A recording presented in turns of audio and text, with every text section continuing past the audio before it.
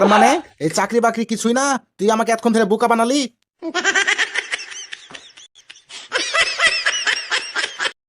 আচ্ছা স্যার, আপনি ক টাকা বেতন পান? এই আমার বেতন জেনে তোর লাভ কি রে? বলেন না স্যার, একটু শুনি।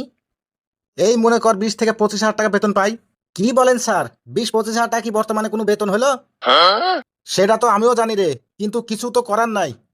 অবশ্যই স্যার, কিছু করার আছে। আপনাকে আমি 50,000 টাকা বেতনের চাকরি দেবো। এই তুই আমার সাথে ইয়ার কি করছিস তাই না? এমন মার দিব রে, বেকা আছিস সোজা হয়ে যাবি। আমি জানি স্যার, আপনি খুব কড়া। আপনার সামনে কোনো মিথ্যা কথা বলছি না। তবে স্যার, আপনাকে আমি কয়েকটা প্রশ্ন করব। যদি ঠিকঠাক উত্তর দিতে পারেন তাহলে আপনার চাকরিটা হবে। দেরি করিস না, তাড়াতাড়ি প্রশ্ন কর। এই অল্প টাকা বেতনে আমার সংসার ঠিক মতো চলছে না। আচ্ছা তাহলে বলেন তো স্যার দেখি, কার দাঁত আছে কিন্তু মুখ নাই? এই দাঁত আছে মুখ নাই, এরকম আবার কেউ থাকতে পারে নাকি রে? আরে স্যার, থাকতে পারে বলেই তো আপনাকে প্রশ্নটা করেছি, আপনি উত্তরটা দেন। দাঁত আছে মুখ নাই, দাঁত আছে মুখ নাই। শুন সকেট, তোর এই প্রশ্নের উত্তর আমি খুঁজে পাচ্ছি না। আচ্ছা তুই বলে দে, কার দাঁত আছে কিন্তু মুখ নাই? আরে স্যার, চিরুনি চিরুনি, চিরুনির দাঁত আছে কিন্তু মুখ নাই। তুই ঠিকই তো বলেছিস, এটাই আমি মনে মনে ভাবছুনু, কিন্তু বলতে লেগেও বললাম না। স্যার, শুধু মনে মনে ভাবলে তো হবে না, বলতে হবে। আচ্ছা এবার বলেন তো, কে জন্ম থেকে মৃত্যু পর্যন্ত বুড়া অবস্থাতেই থাকে? জন্ম থেকেই বুড়া, জন্ম থেকেই বুড়া, এটা হচ্ছে দাদা। স্যার, দাদা কখনো জন্ম থেকে বুড়া হয় না, 50-60 বছর পার হলে তবেই বুড়া হয়। ঠিকই তো বলেছিস। আচ্ছা তুই বলতো দেখি, কে জন্ম থেকে মৃত্যু পর্যন্ত বুড়া থাকে? আরে স্যার, হাত পায়ের বুড়ি আঙ্গুল। সকেট রে, এটাও আমি ভেবেছিলাম, কিন্তু বলতে যেও বললাম না।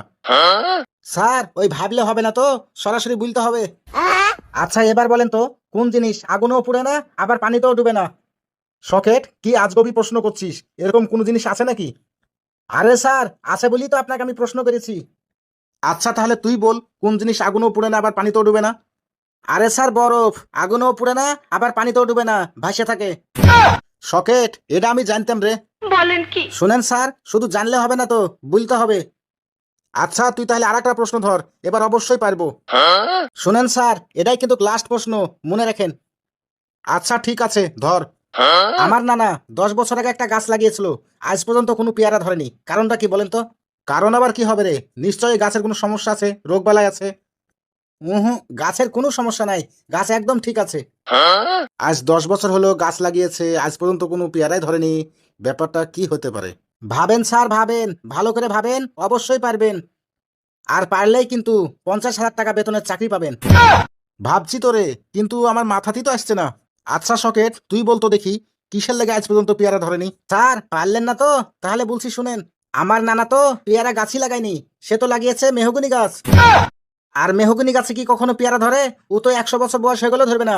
শুন সকেট, তুই আমাকে উল্টা পাল্টা প্রশ্ন করে আমাকে বোকা বানালি তাই না? স্যার, আপনি পারছেন না তো তাই এই কথা বলছেন। আমি কি কখনো বলেছি আমার নানা পেয়ারা গাছ লাগিয়েছিল? আমি তো কোনো গাছের নামই বলিনি। স্যার, মাথায় হাত দিয়ে কি ভাবছেন? ভাবছি এত সহজ সহজ প্রশ্নের উত্তর দিতে না পেরে 50,000 টাকা বেতনের চাকরিটা হাতছাড়া হয়ে গেল। স্যার, আমার নাম সকেট, দেখছেন তো আপনাকে কিভাবে বোকা বানিয়ে ফেললাম। তার মানে এই চাকরি বাকরি কিছুই না, তুই আমাকে এতক্ষণ ধরে বোকা বানালি।